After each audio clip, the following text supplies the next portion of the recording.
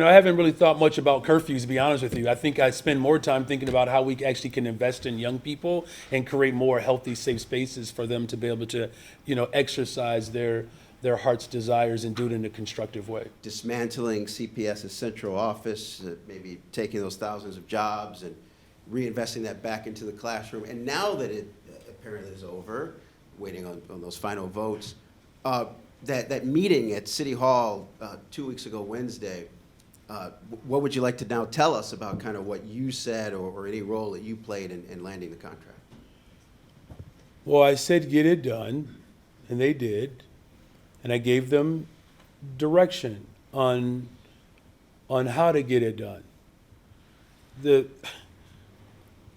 I guess the one benefit of having been a part of these conversations, I was able to help, CPS leadership and the CTU see how close they really were, and then provided a pathway for them to land what essentially were non-economic issues primarily. As far as the district moving forward, look, there's no secret that, I'm going to do everything in my power to ensure that every single child in this district receives a high-quality education. That's why I'm pleased, particularly around class size and protecting experienced teachers and expanding our sustainable community schools. Something that we didn't talk about enough, but there are provisions and measures within this contract that will help us to address this. Our chief operations officer is here. We've attracted billions of dollars. Our commissioner, Boatwright, is here. Billions of dollars into the city of Chicago. The city of Chicago, the difference is we're open for business, we're just not for sale. And 37,000 construction jobs, roughly. And so we're going to begin to move our district towards ensuring that there's access to the trades. A program that we're running right out of City Hall right now is with Streets and Sanitation. You were part of that conversation, and thank you for that coverage around the young people who signed up for a summer opportunity to work in streets and sanitation, and 50 of them stayed on with good union-paying jobs. I believe this year we have 100 signed up for this program. And so our school district, as we move towards STEAM and other areas of interest to make sure we're creating the next layer of workers, that we're going to have a whole bunch of construction jobs available for our people in this city. And the 1901 project on the west side of Chicago, that's a $7 billion investment, as well. So the district is not so much dismantling the district, it's making sure that we structure the district to respond to the growing economy. Charlie? Oh, hey. Hey, Mayor. Sorry, but I want to circle back to the teen issue again. Okay, sure, it's okay. This folks- is an important topic. You don't have to apologize. This is important. The folks over at SOAR sent a letter to your office Yeah. yesterday demanding there be some change. Alderman Brian Hopkins, in announcing the arrest of the 15-year-old for the AMC shooting, said, he would have been affected by the curfew and wouldn't have been on the street had that time been pushed up the 2 hours. What is, from your perspective, the disadvantage to moving that curfew up 2 hours? And when we talk about teen gatherings, your event at Navy Pier was lovely and all the kids had a good time, Be careful here. but it was during the daytime. Okay, I just want to make sure. I thank you for being careful there. And Yep. it wasn't at the same time when a lot of these kids are out. So what can we do to address not only the age problem in the area, but also the creation of activities at a time when a lot of kids are on the streets or going to the streets? Well, first of all, we don't want to assume that all of our children are on the streets after 8 o'clock or after 9 o'clock or after 10 o'clock. And we also cannot assume that just because children are hanging out during the daytime, that they don't continue to hang out downtown. Many of them did. They did. And it happened without incident. So I don't want to put a disclaimer there. I wouldn't put a disclaimer there, right? And as far as a 15-year-old having a gun, let's just pause for a second. A 15-year-old having a gun. Now, we've removed 12,000 guns last year, and we're going to continue to do that. A 15-year-old that has a gun at 4 o'clock, 8 o'clock, or 10 o'clock is a problem, no matter what time of day that is. And that's why we're working to ensure that we get guns off the streets, right? Because whether that child has access to a gun at 2 o'clock or 9 o'clock or 10 o'clock, That is the biggest problem there. As far as that letter is concerned, if you read the letter, they pretty much said what I've said. It's going to take all of us. That everybody has to lean in to support our young people. This is not just simply an act of government, right? Most of the challenges that we are experiencing in the city of Chicago do require all of us to participate. That's why it's imperative that, again, our business community, and many of them have stepped up, putting more dollars towards violence prevention. People are working hard to prevent these type of incidents. One is too many, but let's just keep this in mind. It's not like this is happening every night, every weekend. One is too many. Just like one 15-year-old having access to a gun is too many. That's what the collective work of our city has to be a part of, is ensuring that we're creating not just accountability, but opportunities. And we have to do the things that work. And what I have seen is that we are better off putting our efforts towards getting guns off the streets, creating more structure for our young people, and then doing that together. That is how we build an apparatus that supports our neighbors while also making sure that everyone is safe. The one thing that people talked to us about yesterday, and we live in Streeterville, the NBC Towers in Streeterville, we talked to a lot of people. They felt as if the police had their hands tied behind their back by the current curfew, and wondered if there wasn't some way to authorize the commander on the scene to say, hey, this situation is getting out of hand now. I'm imposing a disperse order now, when they see the kids running up and down Columbus and being a danger not only to anybody else, but to themselves as well. That's right. Has that been one of the things considered? Well, look, constitutional policing is what we ultimately have to adhere to. And if I'm not mistaken, there were multiple arrests that were made. Now, I don't know how many arrests that were made were based on curfew, and we did hold, and we do have at least a person that's been identified as the shooter from a couple of weeks ago. So clearly there's a commitment to accountability. Here's what I will say, is that it's not just policing. There's a lot that we have to do to make sure that young people who believe that's the only way in which they can have a good time, it's going to take more than policing to, make sure that we're engaging responsibly. That's why I was appreciative of the tone of the letter that also said what I've been saying, is that it's going to take more than just government. We have to have support for these young people. We have to have support, for the homes. There has to be a level of accountability even as we create opportunities, and that's what I'm committed to. Yeah, you're welcome. Good morning. Good morning. For the record, 49 is young to me, too, and Craig. Just so you know. Yeah, this is right. So, anyways, back to CPS. I know while a contract was settled without a strike, it took a lot of turmoil to get here. Yeah. Unsuccessful ouster of Pedro Martinez. You had a school board that quit. Was it all worth it for you? Especially in the end, Pedro Martinez is still there, the loan wasn't taken out, and teachers are getting raises that they were offered last summer. Well, look, when you have class sizes that you could not negotiate over in previous contracts, and you're actually able to land a deal that lowers class sizes, for the health and the benefit of that child, I would say it's worth it. For our veteran teachers that have been, marked with, disparaging, sometimes direct and indirect characterization of a veteran teacher, that we have, secured work experience, I think it's worth it. We had 20 sustainable community schools. That was part of an outbreak of organizing as a response to the expansion of privatization and school turnarounds that laid primarily veteran teachers off, Black and brown women. And now we have an opportunity to expand that to now 70. I think it's worth it, right? Because if you think about, diet and as well as Beidler Elementary School, these schools were slated for closure. And instead of the turnaround model or the privatization model, the closure model, we went to a sustainable community school model, and now those schools are examples, and now 50 more of those type of schools will exist. I think that's worth it. The fact that we actually have support for arts and sports, particularly after school, we doubled the amount in the contract so that smaller schools are supported. When I would visit small schools, if you're not sort of a powerhouse school with booster and PTOs that help raise dollars, some of those schools do not have rides to away games. We doubled the amount of dollars for after-school programs.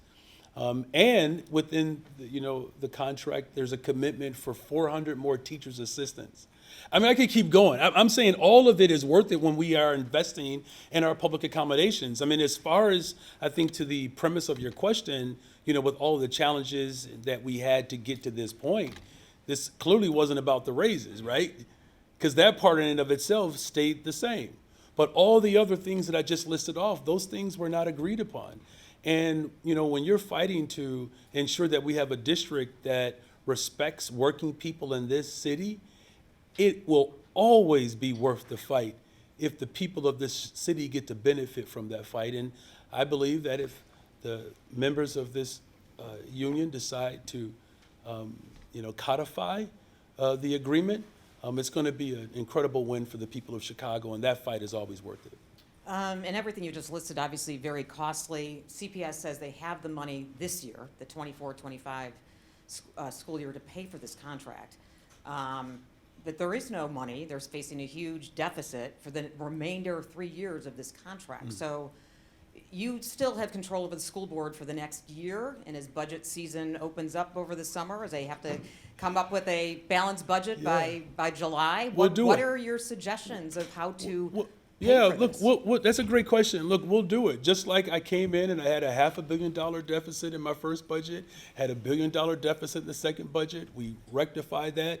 We are leading in this moment. Look, I never expected the job to be easy. Nothing that I have ever done in my life has been easy. But what I can say is that I put in the work to ensure that we level set in this city without harming working people. Now, all of us are going to have to roll our sleeves up to ensure that we do that with CPS's budget. We're going to, continue to organize and work in Springfield for CTA.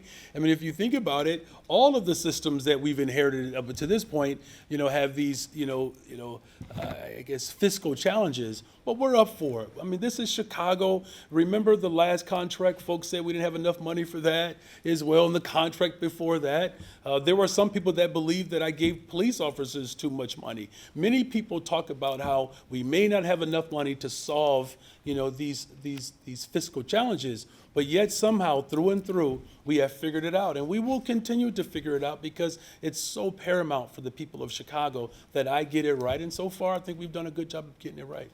Thank you for that question. Hey, Mayor. Hey. We saw 2 elected school board members who were endorsed by CTU sign their name onto that 7-member letter against the borrowing plan. Does that signal trouble for the union and your education agenda ahead of the next school board elections? No. Following up on Justin's question earlier, why should Chicagoans believe the process to pick a 35th Ward alderman wasn't a rubber stamp? Every mayor has enjoyed the responsibility of appointing someone that reflects the values of that particular community. I will do the same. Hi, Mayor. Hey. When you say you support working with the Board of Ed on the MEABF, are you saying you support them having another go at a budget amendment vote to reimburse the city, perhaps when they vote on the contract? Yeah, that's a good question. Look, the vast majority of the board supports this effort. Here's what we have to do. We have to work collectively to disentangle particularly the financial reliance on the city of Chicago. That work is going to be ongoing. It's inevitable. Whether it happens now or later, it's inevitable. But yes, I'm going to continue to always work with people. Do you think you have the support for it to happen now, maybe when the next time they vote? Again, the vast majority of the people on the board actually support this. Thank you. This will be the umpteenth question on the teen gatherings. Okay, all right. No, I do. I mean, in seriousness, I do appreciate the interest here. I mean, this is an important issue for the people of Chicago.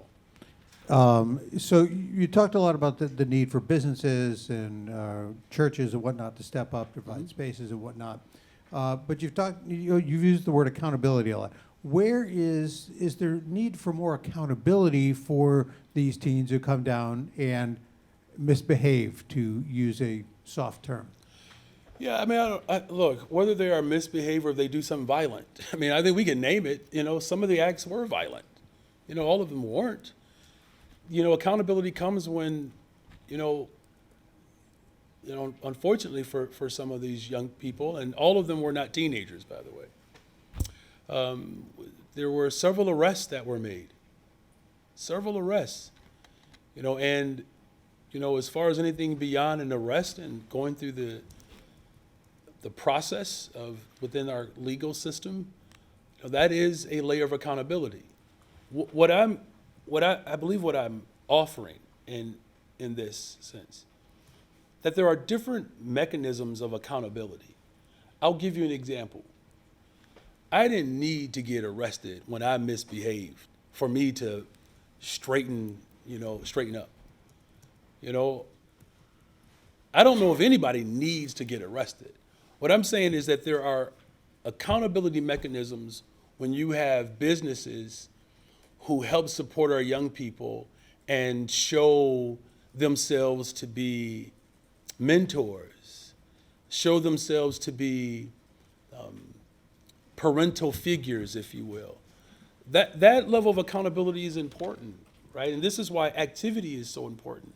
I remember when I was a coach at Jenner, where I taught middle school, and there were some players of mine that will get out of line in a different classroom. And you know what some of those teachers would say? Do I need to talk to Mr. Johnson? And some of those players, the vast majority of them, would straighten up. That's accountability, right? And I think the more we create those spaces for our young people, there are other adults in their lives that they are accountable to, and in many instances can incentivize them, walking a more purposeful life. I want to also follow up with the meeting last night in Hyde Park about the shelter. Folks down there really upset after being apparently promised that this was going to be a temporary shelter for the migrants. Now it's turning into a permanent shelter for legacy homeless or whoever needs it. They're not happy about it. Is there any chance that this is going to change, or are these people just going to have to deal with it? Well, let me just say the first thing, that I'm very proud of how the city of Chicago has stepped up in our response to homelessness. As my chief of staff indicated, our One System initiative, we created more shelter beds year over year than any other time in the history of Chicago. I believe we increased it by 126%. And so for the first time, likely in the history of Chicago, when people call 311 looking for shelter, there's not a waiting list. I said that I would respond to the housing crisis. I said that I would respond to the homelessness crisis, and we are responding to that. And this One System initiative, where I believe 89% of those who are in shelter are individuals that have historically lived in Chicago or part of who have grown up in Chicago.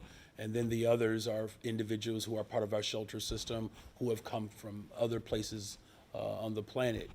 But in terms of this process and our commitment to having a community dialogue, that is something that it's important. And Tina, if you want to add anything else to it. Yeah, I think what's important to note is that the shelter was originally opened by the state. And, the process that they undertook to inform community, we did not have control over that. We have participated in past community meetings, and we will continue to dialogue with the respective community groups as well as the local electeds to move forward and stand in our values. We want to ensure that every Chicagoan that is experiencing housing instability or homelessness has a place where they can lay their head and be on a path to self-sufficiency and self-determination. And we will continue to defend those investments in those specific resources. I guess people in the community are saying, it's like, they want you to hear this. They don't want the shelter there. They don't feel this is the right place for a shelter. Is there really dialogue that's going to change the situation, or are you set on this being the spot for that shelter? At this point, that's the location that has been identified by the state, and we are in the process of working with the state to move forward with these particular investments. Good morning, Mayor. It still is. It is still morning, I checked. I wanted to ask about the vehicle debt relief. I don't want to discount at all the benefit of a resident being able to pay off their ticket without late fees, penalties, but what is the city's rationale? How are we able to afford foregoing those penalties and late fees for a time? Thank you. So, harken back to, I want to take you back to our budget process. This was actually a part of that. We have about $100 million in vehicle debt that we work to collect. And as time passes, that debt becomes more and more expensive for those who have yet to pay it back. We have payment plans that we offer to people already, but they still have to pay the penalty. And so part of our budget process this year, we forecasted an amount that we could receive from the revenue above and beyond what we would normally get by allowing people who may not pay their debt back in normal course to do so without that penalty. So we've baked in the costs related to this program into this year's budget. Understood. And after June 30th, is there going to be a reevaluation to maybe extend that or expand it to other types of debt that are held by Chicago taxpayers? It's a good question. I mean, I think as we go through this next budget process, all of those type of considerations will be on the table. Are And there any just to- specific types that you would like to see, potentially? Could you repeat Are yourself? there any specific types of, aside from vehicle debt, are there any specific types that We you do might have think of? other debt relief programs in the city of Chicago that are administered through the same Department of Finance, including our utility billing relief programs, our administrative hearing debt program. So the city actually has a pretty robust programs and initiatives that recognizes that certain people need more time despite having accrued debt to the city. And I want to be really clear, the city is still providing a service to residents of the city, but we understand that in some cases, people need a little help. And so this is on top of the existing debt relief programs that the city provides.